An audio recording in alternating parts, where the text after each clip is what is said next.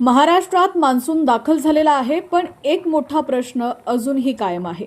Monsoon आला, पण पाऊस कुठं आहे? आणि सर्वात महत्त्वाचं म्हणजे हवामान विभागाने शेतकऱ्यांना पेरणी करण्याची घाई करू नका असा इशारा का दिलेला आहे.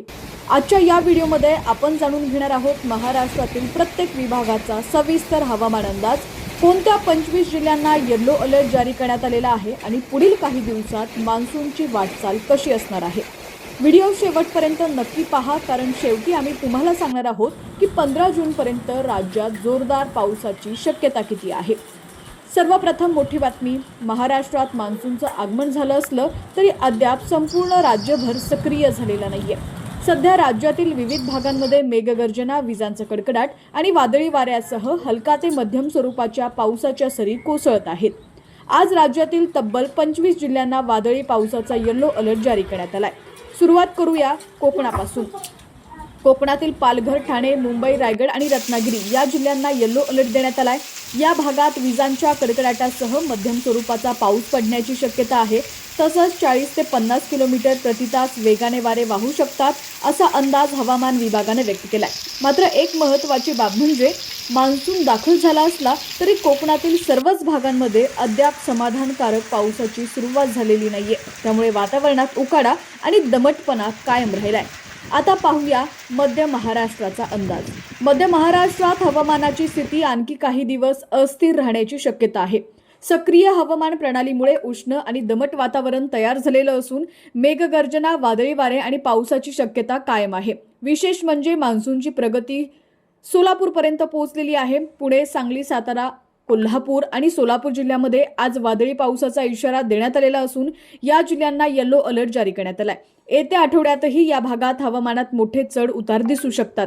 आता वळूयात उत्तर महाराष्ट्राकडे. उत्तर महाराष्ट्रातील काही भागांमध्ये तापमानात किंचित घट झाली आहे, त्यामुळे नागरिकांना उकाड्यापासून थोडासा दिलासा मिळालाय. तरी अनेक ठिकाणी कोरडे हवामान कायम राहण्याची शक्यता आहे. मात्र नाशिक आणि अहिल्यानगर जिल्ह्यामध्ये मेघगर्जनेसह पावसाचा अंदाज असल्यानं या दोन्ही जिल्ह्यांना येलो अलर्ट देण्यात आलाय. यानंतर पाहूयात मराठवाड्याची स्थिती. मराठवाड्यात अजूनही उष्ण आणि दमट हवामानाचा प्रभाव कायम आहे. छत्रपती संभाजीनगर, जालना, बीड आणि परभणी जिल्ह्यामध्ये आकाश अंशतः ढगाळ राहण्याची शक्यता आहे. काही ठिकाणी विजांच्या कडकडाटासह वादळी पाऊस पडू शकतो. या भागात वाऱ्याचा वेग 30 ते 40 किलोमीटर प्रति तास राहण्याची शक्यता हवामान विभागानं वर्तवली आहे. आणि आता पाहूयात विदर्भाचा अंदाज. विदर्भातील अनेक जिल्ह्यांमध्ये अद्याप उन्हाचा तडाखा कायम आहे. तापमान 40 ते 43 अंश सेल्सिअस दरम्यान नोंदवलं जात आहे. उष्णतेसोबतच दमट वातावरणामुळे नागरिक त्रस्त झालेले आहेत. मात्र काही ठिकाणी मेघगर्जनेसह हलक्या स्वरूपाच्या पावसाचा अंदाज व्यक्त करण्यात आलाय. याशिवाय 40 ते 50 किलोमीटर प्रति तास वेगाने वारे वाहण्याची शक्यता आहे.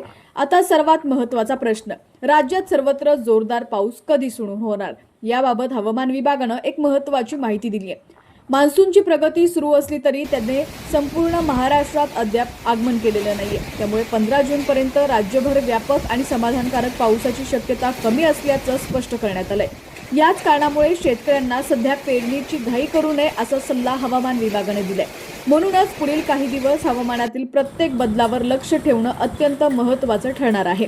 तुमच्या जिल्ह्यात पाऊस सुरू झाला आहे का? आणि तुम्हाला मान्सूनची सर्वाधिक प्रतीक्षा कोणत्या कारणासाठी आहे? कमेंट करून नक्की सांगा. अशाच हवामानाच्या अचूक आणि ताज्या अपडेटसाठी व्हिडिओला लाईक करा, चॅनलला सबस्क्राईब करा आणि बेल आयकॉन दाबायला विसरू नका. पाहत रहा HPN मराठी न्यूज.